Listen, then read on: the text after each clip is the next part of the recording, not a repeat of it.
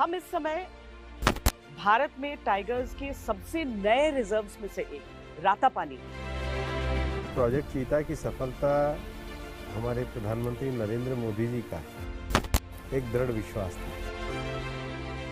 हमारे चीता की संख्या बढ़कर 53 हो गई है। अभी हाल में एक लेपर्ड ने 4 कब्स को का शिकार किया। उनको लड़ना पड़ेगा, लड़कर ही आगे बढ़ना। फॉरेस्ट के पेड़ों का महत्व है, उतना ही वेटलैंड का भी महत्व होता है। टाइगर केवल टेरिटरी की रक्षा नहीं करता, हमारी ट्रिब्यूटरी की भी रक्षा करता है। आप मध्य प्रदेश में बैठी हैं, नर्मदा जी यहाँ से निकलती हैं। ये मनुष्य की भी गलती है कि हम सोचते हैं कि धरती केवल हमारे लिए बनी है। आपको टकराव मैन एनिमल कॉन्फ्लिक्ट तो एक चुनौती है। जैसे मैन एनिमल कॉन्फ्लिक्ट में सबसे ज्यादा डेथ तो स्नेक बाइट से होती है। प्रधानमंत्री नरेंद्र मोदी जी के नेतृत्व में हमारे जो टाइगर रिजर्व है उनकी संख्या बढ़कर भी 58 हुई है। दुनिया के 75% टाइगर केवल हमारे पास है। क्योंकि मैं चाहता हूँ इको टूरिज्म बढ़े, लेकिन इको टूरिज्म रिस्पॉन्सिबिलिटी के साथ बढ़ना चाहिए। आप वाइल्ड लाइफ के हिसाब से भारत को टॉप डेस्टिनेशन बनते देख रहे हैं? मेरा तो मानना है कि वाइल्ड लाइफ में जितनी वैरायटीज हमारे पास स्नो एरिया भी है, हमारे पास थार का डेजर्ट भी है। नेचर के साथ नेचर में आइए तो 1-2 दिन रुकिए, इस नेचर को महसूस करिए। चिंताजनक बात है कि दुनिया की 100 सबसे गर्म शहरों में 90 से ज्यादा भारत के वो शहर हैं। जो भी हम विकास करेंगे तो उसका तो साइड प्रोडक्ट एमिशन ही है। इलेक्ट्रिक फेंसिंग को लेकर भी काफी ज्यादा कुछ जगहों पे ये समस्याएं आती हैं, लेकिन कुछ जगहों पे हाथी उत्पात के लिए, पर हमारा ये कहना है कि इतना नहीं होना चाहिए। आपका टारगेट अभी आगे के लिए क्या है? सबसे ज्यादा जो वाइल्ड लाइफ क्राइम का विषय होता है अपने जंगल से, उसको लेकर के हम सजगता से काम कर रहे हैं। आपको सबसे बड़ी चीज अपनी क्या लग रहा है, आपको जो संतुष्ट कर रहा हो कि मैंने ये कर दिया? जिस दिन आप पूरे संतुष्ट होकर बैठ जाओगे तो आप आगे कार्य कैसे रहेंगे। नमस्कार, मैं हूं श्वेता सिंह और आप देख रहे हैं आज तक। हम इस समय एक ऐसी जगह पर, एक ऐसे वन में मैं कहूं मौजूद हूं जहां पर भारत में टाइगर्स के सबसे नए रिजर्व्स में से एक रातापानी, और मेरे साथ देश के पर्यावरण मंत्री भूपेंद्र यादव जी यहाँ पर मौजूद हैं। ऐसी जगह पर बैठकर बातचीत करना और भारत की एक ऐसी डाइवर्सिटी के बारे में बातचीत करना जिसकी तरफ आज दुनिया देख रही है। लेकिन मैं आपसे चीता को लेकर ही सवाल शुरू करूंगी, जो कि 7 दशकों के बाद वापस कोशिश हुई भारत में आने की। इस समय उस प्रोजेक्ट चीता की सफलता आप किस रूप में देखते हैं? देखिए, प्रोजेक्ट चीता की सफलता मुझे लगता है कि हमारे प्रधानमंत्री नरेंद्र मोदी जी का एक दृढ़ विश्वास था। चीता एक्सटिंक्ट हुआ लगभग 1950s के दशक में इस देश में, और चीता एक्सटिंक्ट होने के बाद ये लंबे समय तक बात चलती रही कि चीता वापस लाना चाहिए। एशियाटिक चीता जो था वो अभी ईरान में है, जो लगभग वो भी एक्सटिंक्ट होने के कगार पे है। 20-25 के करीब बचे हैं, तो वहाँ से हम ला नहीं सकते थे। एशियाटिक चीता को लाने की बात हुई। प्रोजेक्ट लंबे समय से चल रहा था, पर आपको पता है कि प्रधानमंत्री जी के आने के बाद इस प्रोजेक्ट में गति आई और हम चीता को नामीबिया से पैक करके लाने में सफल हुए। शुरू में इस प्रोजेक्ट में काफ़ी दिक्कत थी, लोगों को लगता था कि ये यहाँ पर सफल होगा या नहीं होगा, क्योंकि अभी तक इंटर कॉन्टिनेंट कभी भी ऐसा वाइल्ड ट्रांसलोकेशन चीता का हुआ नहीं था। तो जब आप दुनिया के दूसरे महाद्वीप से यहाँ पर चीता लाते हैं तो उसकी एडेप्टेबिलिटी, वो कितना मौसम को, विषयों को, और सबसे बड़ी बात है प्रे को कैसा अडॉप्ट करता है वो। क्योंकि जो बिग कैट्स हैं, जो 7 बिग कैट जिसको लेकर के इंटरनेशनल बिग कैट अलायंस भी भारत ने बनाया है, ये अपेक्स प्रेडेटर होते हैं। नेचर में छोटे माइक्रो मैकन से लेकर के और बड़े स्पीशीज तक सब एक साथ एग्जिस्ट करते हैं। और हमें ये नहीं मानना चाहिए कि नेचर में और बायोडायवर्सिटी में कोई ये धरती कोई एक स्पीशीज़ के लिए बनी है। आपको पूरी दुनिया में ऐसा नहीं दिखेगा कि केवल एक स्पीशीज़ के लिए कोई जगह है। जब नेचर एग्जिस्ट करता है तो सभी स्पीशीज़ के लिए एग्जिस्ट करता है, और उसका जो बैलेंस होता है, अगर वो बैलेंस रहेगा तो अपेक्स प्रेडेटर भी रहेगा।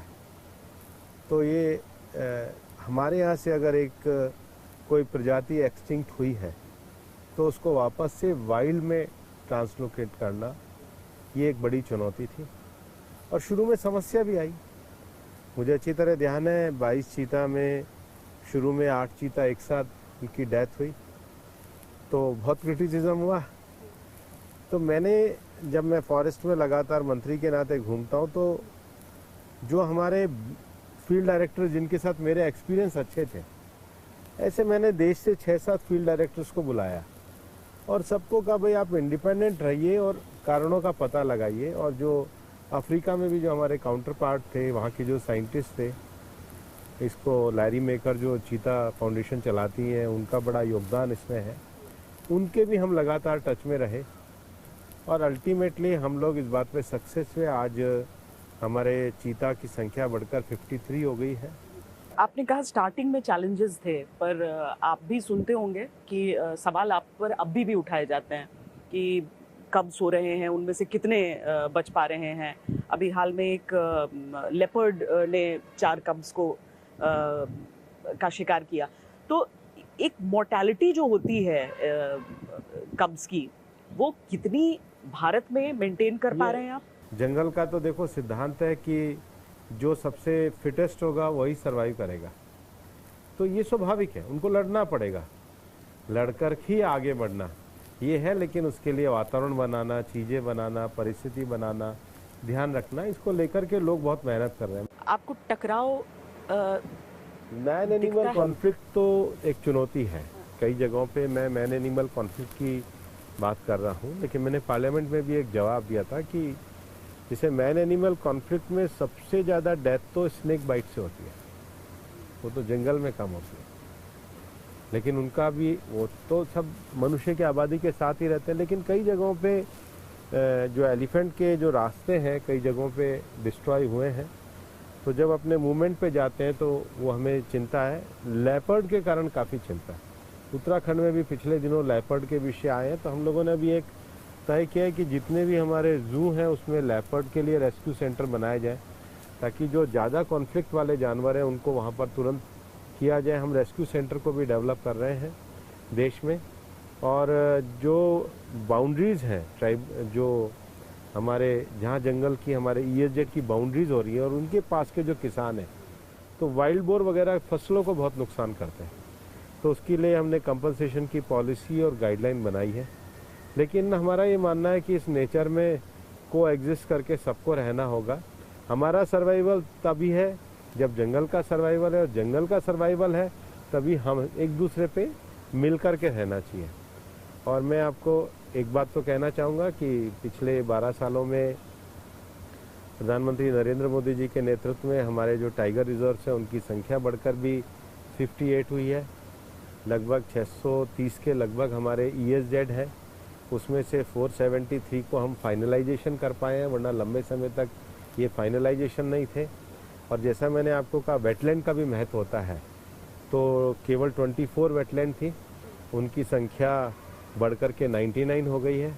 और बहुत जल्दी आप आज तक पे 100वीं रामसर साइट जो है वो जल्दी आप बताओगे। लेकिन ये हम इसलिए कर रहे हैं ताकि वेटलैंड हो, ग्रासलैंड हो, वुडलैंड हो, जिसको फॉरेस्ट कहते हैं, सबका नेचर में महत्व है, सबको कंजर्व करना चाहिए।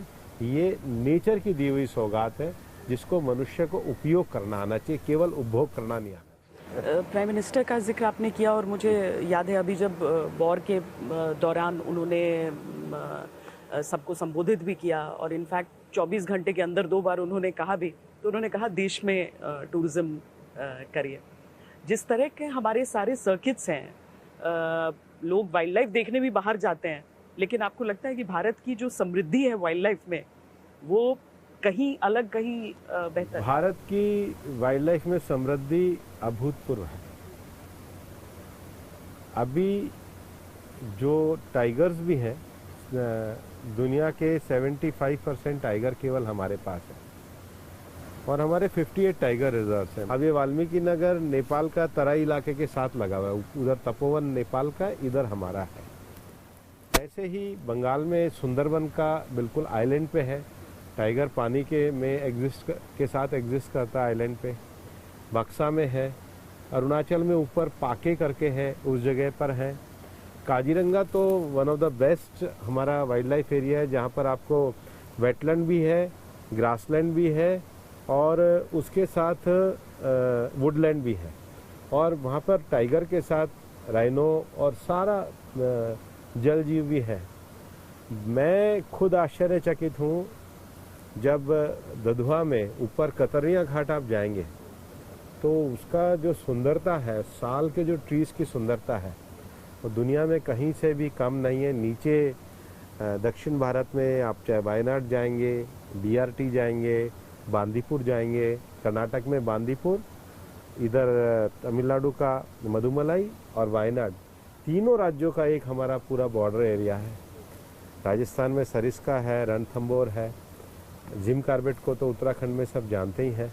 मैं श्वेता जी एक बात और कहना चाहूँगा, जब आप चूँकि मैं चाहता हूँ इको टूरिज़्म बढ़े, लेकिन इको टूरिज़्म रिस्पॉन्सिबिलिटी के साथ बढ़ना चाहिए।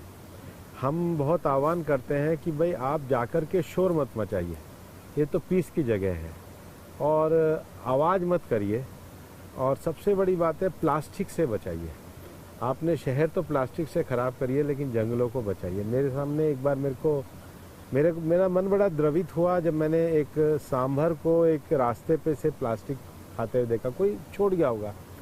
तो मैं आज ये माध्यम से कहना भी चाहता हूँ, भाई आपके जंगल ये अपने देश के अपने जंगल है, अपनी धरोहर है, अपनी धरोहर में आए तो अपनी धरोहर को शांत, पीसफुल होने का इसका एक भाव लेकर के जाएं और इस नेचर को नेचर ही बना रहने दें। इसमें प्लास्टिक की चीज़ों का उपयोग ना करें और अपने बच्चों को दिखाइए, नेचर के साथ जोड़िए। नेचर पीस ही नहीं देता है, नेचर आपको संस्कार भी देता है, को एग्जिस्टेंस का भाव भी देता है। आप वाइल्ड लाइफ के हिसाब से भारत को टॉप डेस्टिनेशन बनते देख रहे हैं?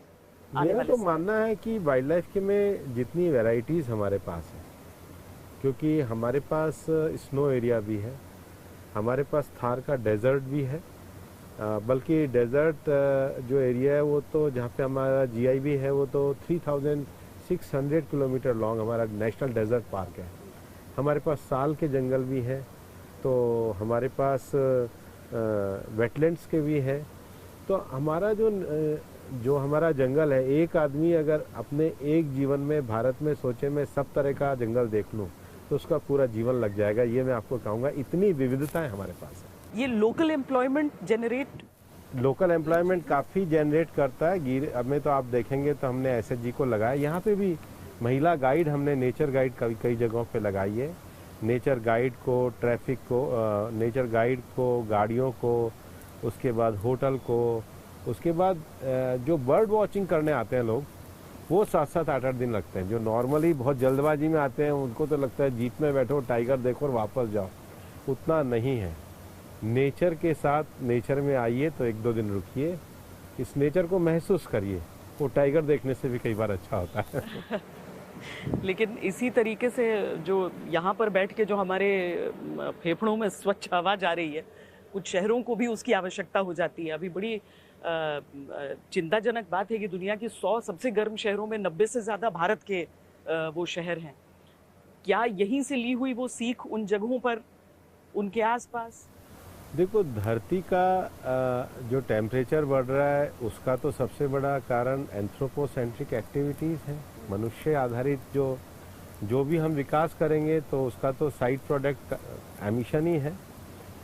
लेकिन फिर भी आप देखिए नेचर की कितनी बड़ी ताकत है कि इसका बहुत बड़ा हिस्सा तो जो वन क्षेत्र है और महासागर है, ये उस कार्बन को सोखने का काम करते हैं।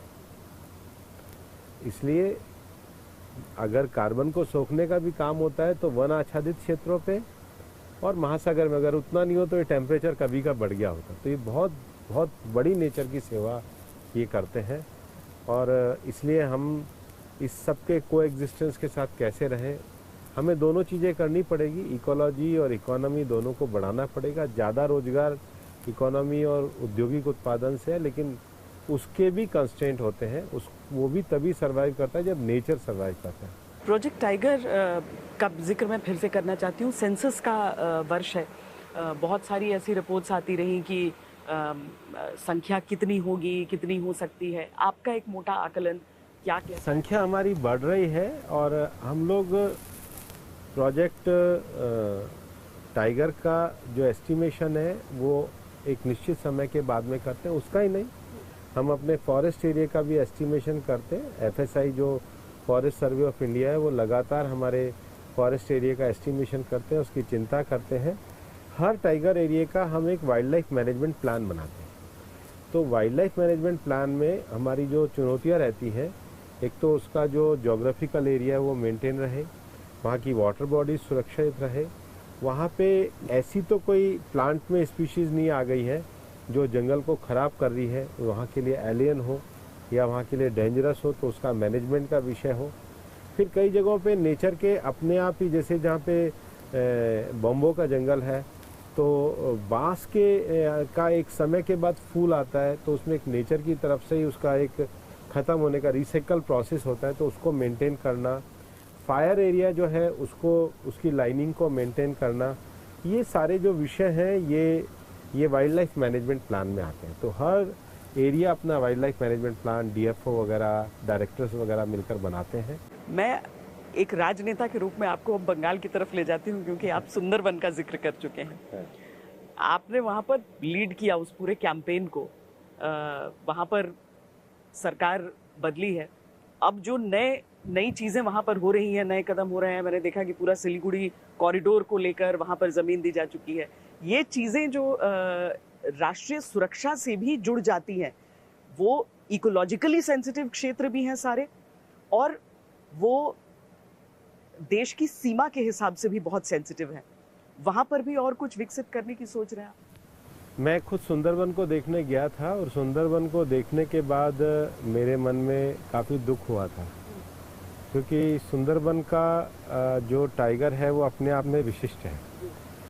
मैं हमारे जो नए मुख्यमंत्री है शुभेंदु जी, उनको वो दूँगा। दूसरा, नॉर्थ बंगाल में बक्सा का जो हमारा टाइगर रिजर्व है वहाँ से टाइगर ख़त्म हो गया। तो हमने बंगाल सरकार को भी ये कहा कि भाई ये इतनी सुंदर, जो मतलब भूटान के साथ लगती हुई से थोड़ा सा दूर पे उत्तर बंगाल का जो एरिया है वहाँ पे आप देखिएगा, तो हमने कहा बक्सा में टाइगर इंट्रोडक्शन होना चाहिए, तो वो प्रस्ताव भी निश्चित रूप से दूंगा। फिर हमारे उत्तर बंगाल में हाथियों का जो मूवमेंट है उसका एक विषय है, तो उसका रेस्क्यू सेंटर बनाने की बात हमारे द्वारा थी। हमारे अच्छे इंस्टीट्यूट, 100 साल पुराने इंस्टीट्यूट जेडएसआई और बीएसआई के हेडक्वार्टर कलकत्ता में है, और मैं तो कभी ये कहूँगा भी कि किस तरीके से ये एक एक पत्ती की 150 साल पहले पेंटिंग करके उन लोगों ने पूरा एक कलेक्शन बनाया था। वो देखने लायक कलेक्शन है, और 1,05,000 स्पीशीज़ की सारी जो कलेक्शंस है उनके अवशेषों का एक अच्छा कलेक्शन है, वो होना चाहिए। और कलकत्ता में तो बीएसआई का एक बैनियन ट्री का तो एक यूनेस्को का उसको स्टेटस है। तो ये सारे विषयों के लिए निश्चित रूप से हम मुख्यमंत्री जी से आग्रह करेंगे। इलेक्ट्रिक फेंसिंग को लेकर भी काफ़ी ज़्यादा कुछ जगहों पे ये समस्याएं आती हैं, लेकिन कुछ जगहों पे हाथी उत्पात के लिए, पर हमारा ये कहना है कि इतना नहीं होना चाहिए कि किसी जानवर की मृत्यु हो। ऐसे जो इंसिडेंट आते हैं हम उसकी जांच करवाते हैं। पूरी दुनिया में 7 जो बिग कैट्स, उसमें से भारत के पास 5। आप अपने इस कार्यकाल में जो काम कर रहे हैं पर्यावरण और वाइल्ड लाइफ को लेकर, वन्य जीवों को लेकर, आपका टारगेट अभी आगे के लिए क्या है? अभी तो सबसे ज़्यादा जो हमारे जिनके ESZ के रैशनलाइजेशन नहीं हुए हैं, वो रैशनलाइजेशन पे हम काम कर रहे हैं। और जो हमारे अभी प्रोजेक्ट हमने हाथ में लिया है, जैसे एक अभी गुजरात में जूनागढ़ में हम लोग जो वाइल्ड लाइफ के जो वेटरनरी कोर्सेज हैं उसका एक अच्छा रिसर्च सेंटर वो बनाने का काम प्रधानमंत्री जी ने दिया, उसको कर रहे हैं। प्रोजेक्ट स्लोथ बियर पे भी हम लोग अब काम कर रहे हैं। और प्रोजेक्ट टाइगर पे काम कर रहे हैं, प्रोजेक्ट एलिफेंट पे काम कर रहे हैं, प्रोजेक्ट ग्रेट इंडियन बस्टर्ड पे हम लोग काम कर रहे हैं। एक बहुत छोटा सा जानवर होता है पेंगुइन करके, पेंगुइन, उसके लिए हम लोग उसके कंजर्वेशन पे हम लोग काम कर रहे हैं। और सबसे ज़्यादा जो वाइल्ड लाइफ क्राइम का विषय होता है अपने जंगल से, उसको लेकर के हम सजगता से काम कर रहे हैं। कुछ हमारे जो एरिए हैं रामसर साइट्स के जो हमने डिक्लेयर किए हैं, वहाँ लोगों में उसके लिए ज़्यादा से ज़्यादा जागृति का कार्य है, उसके लिए काम कर रहे हैं।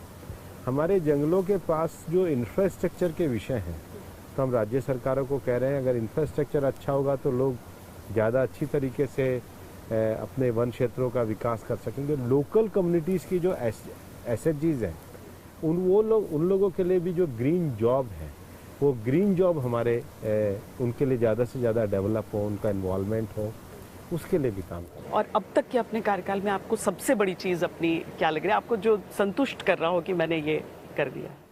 देखो, संतुष्टि तो आपको अपना कार्य करते रहने में होनी चाहिए। जिस दिन आप पूरे संतुष्ट होकर बैठ जाओगे तो आप आगे कार्य कैसे रहेंगे? कार्य में तो हमेशा चुनौतियाँ रहेंगी, और कोई मैं अकेला काम करता हूँ ऐसा मैं कभी नहीं मानता हूँ। मैं ये मानता हूँ कि जब मैं जंगल में जाता हूँ और मेरे जो फील्ड स्टाफ का सबसे छोटे रेंजर से मेरी बात होती है, जब उसके चेहरे पे मैं सेटिस्फेक्शन का भाव देखता हूँ तो मेरी संतुष्टि होती है। ये मेरी टीम की तपस्या है और प्रधानमंत्री जी का नेतृत्व। मेरी अपनी संतुष्टि का कोई महत्व मैं नहीं मानता। बहुत बहुत धन्यवाद। Thank you. Thank you. देश और दुनिया की बाकी खबरों के लिए आप देखते रहिए आज तक।